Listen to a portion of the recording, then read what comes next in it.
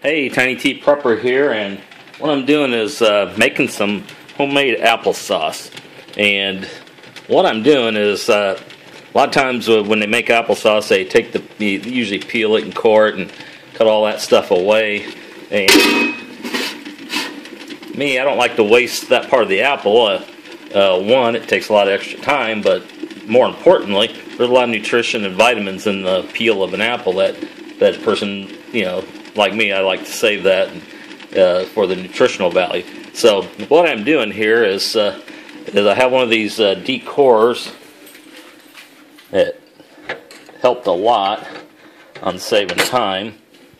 And so I use that to cut the apples and take out the core, because you don't want the core with the seeds. There's some, I forget what the stuff is in the seeds that it's not good for you, so you shouldn't eat the seeds of an apple. A little bit don't hurt you, but a lot can be real harmful. But you shouldn't eat the seeds of an apple. They have a toxin in them. But the apple itself is good. So use that to take the core out and to get slices, and I end up with these like this in a bowl. Okay, and after I do that, I've been putting them in a blender. I started to cook them, but it was taking a while from the breakdown, and I had a stick blender, and just wasn't really working as quick as I wanted to. So I got out the trusty blender, and I started putting the apple slices in there and putting it up there on high, and just really pureeing them real good to get them all broke up into a fine mixture, which should hopefully cook up real quick. And I'll be putting those in my jars that I cleaned, and I wash these in real good hot water, sterilized them, got them upside down there so just the air don't, stuff from the air don't get on the insides.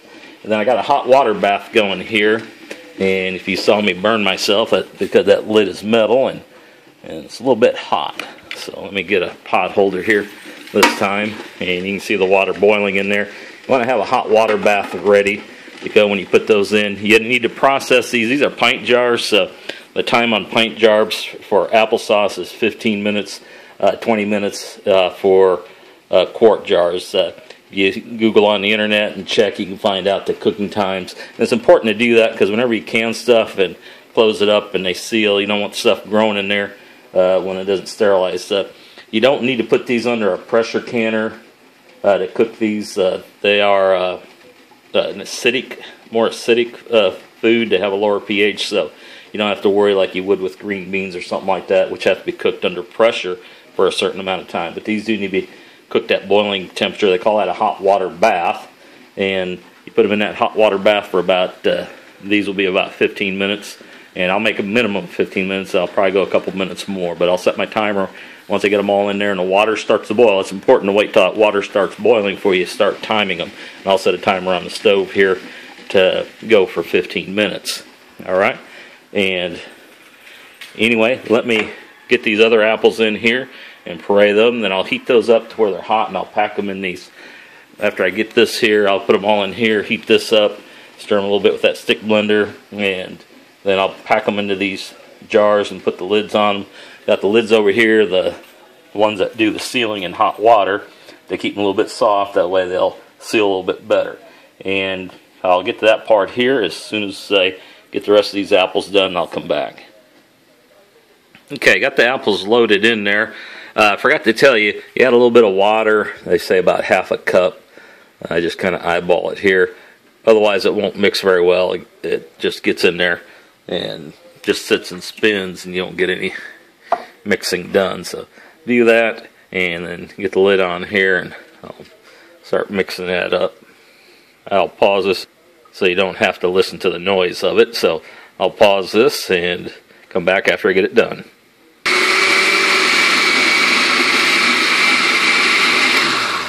Okay, as you can see, that's mixed pretty well. I waited till it was mixing up the top there and all the chunks had went down. So we'll go ahead and take the last part of this and lift it out of there, and we'll put it in the pot with the rest of this that I did previously. You kind of see how that flows out of there and how it's nice and mixed up. And you could run this through a strainer or something if you want to make sure there wasn't any chunks or little pieces of apple. I don't mind little chunks of apple. They'll cook up and be soft and taste good. Now this apple sauce is already pretty sweet. Probably wouldn't have to add any sugar to it at all. Just tasting a little bit of what's in there. The apples are pretty ripe, so not spoiled ripe, but just, you know, very tasty ripe. And so they make a pretty nice applesauce the way they are. But you can add a little bit of cinnamon. You can add a little bit of sugar to them, and that's just the flavor to whatever you like.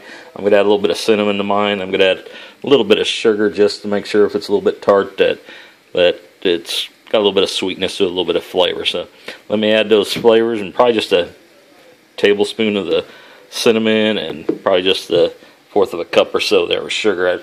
And I'm really debating on whether to add the sugar just because it's pretty sweet applesauce already. But let me get those added, and then I'll cook this up. Okay, I got the sugar and cinnamon added in there. You go ahead and use the stick blender that I got at Walmart and kind of mix that sugar in there. Oops, yeah, I got it plugged in.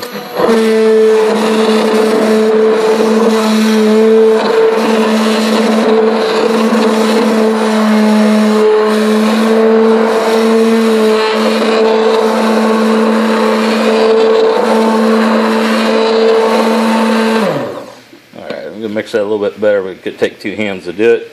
Can't do that while I'm videotaping, so I'll pause here while I get that stirred up. Okay, got it that. I don't know about you all, but I like to keep a sink with water in it, and I usually clean up my stuff as I go.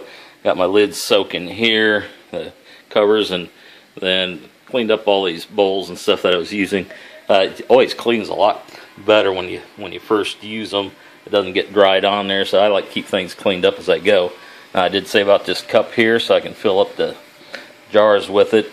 And you might be tempted to do this and then not even heat it, which you might be able to get away with. But the trouble with that is if you put these jars in cold into this boiling water, then you got a good chance of breaking the glass on this with the thermal shock of the difference in temperature. Heating this up to boiling, then packing it in there. It tends to cool a little bit as you put it in there. It heats that jar up a little more gradual, and then when you set it in the hot water, you don't have that great big difference in the temperature change.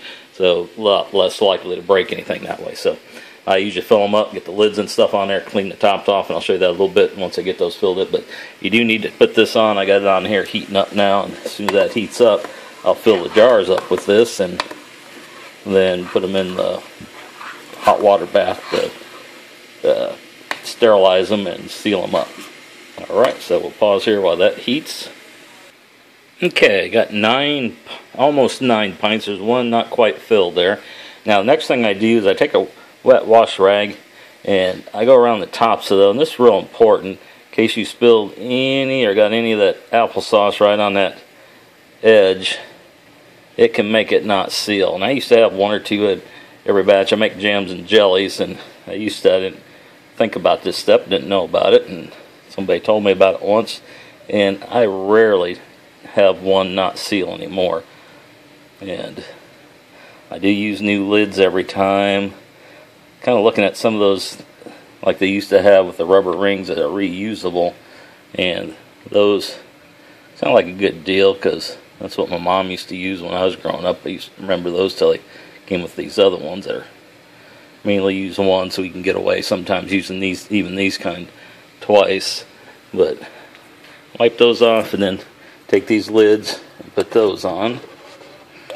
I just set those on top, and when I get done with that, I'm going to take the rings, put on here, and I'm going to tighten these down real tight on here so water don't go into the jars.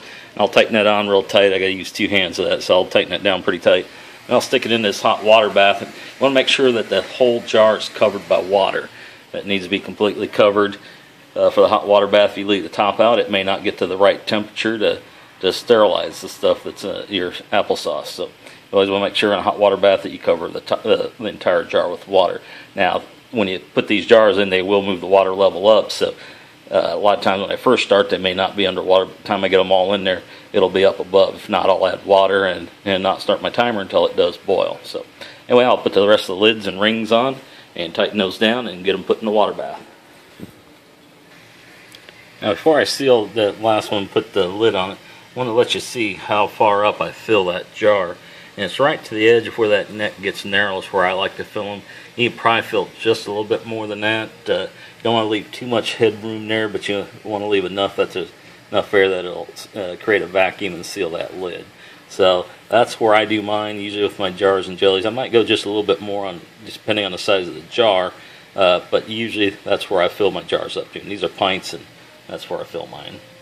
Okay, ready to put the jars down in here. Now, you may not be able to see it, but if that plate down at the bottom with the holes in it, that sets up just about a ½ inch off the bottom of the pan there, and that's for the hot water bath or for canning.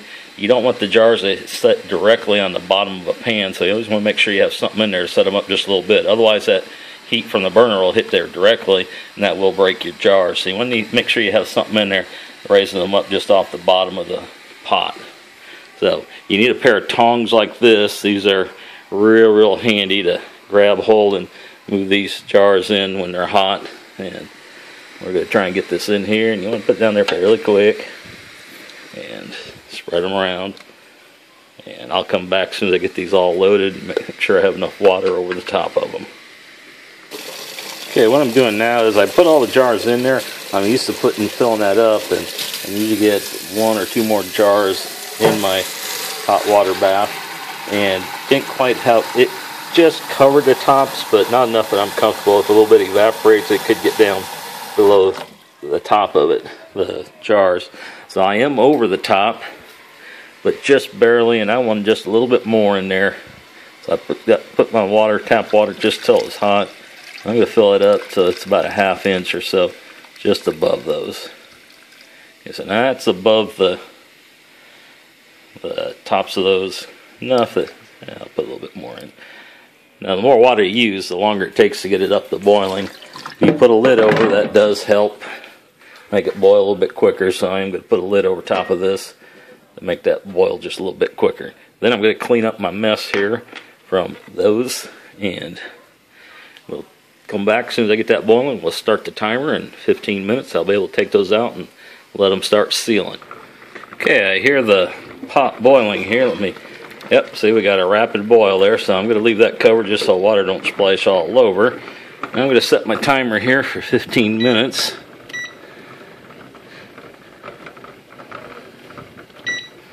And when that beeps, then I'll know it's ready. So 15 minutes, we'll unload the hot water bath. Okay, there goes our 15-minute timer, so we'll shut that off. We'll shut the heat.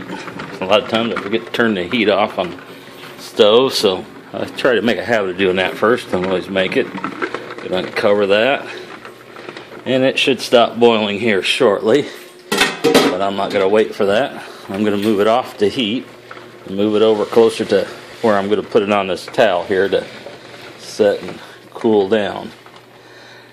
Now, what's going to happen on that is I got 9 of those, and I should hear 9 pops of that sealing. So if I take them out, some of them seal right away.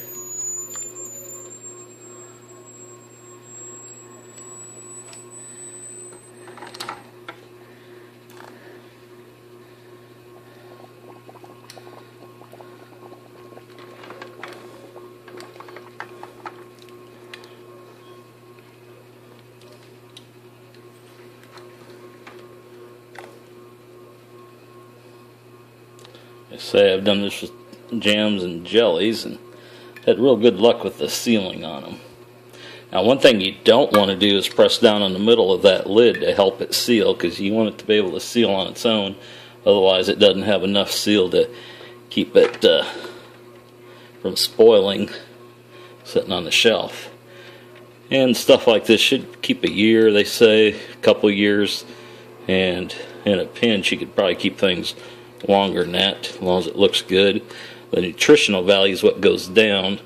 A lot of times it isn't spoiled, but nutritional value goes down the older stuff gets. So leave that there, and I should be hearing pops, and that's pop will come from when the center of that lid, I'm not going to touch it, center of that lid gets sucked in. As that cools, it creates a vacuum inside, and it will get a lower pressure and pull that lid down. That's how you know it's sealed. And whenever you go to eat one, you always want to check that. Then I'll check them here probably tomorrow morning. If I don't hear all 9 of them pop, I'm checking. If they haven't popped, I'll put those in the fridge and eat those over the next few days. And you could try and reseal them, but usually, unless I had a whole bunch of them that didn't reseal, I just go ahead and put it in the fridge, and they'll be some of the first things we eat. So anyway, that's Canon applesauce, homemade applesauce with the peel on.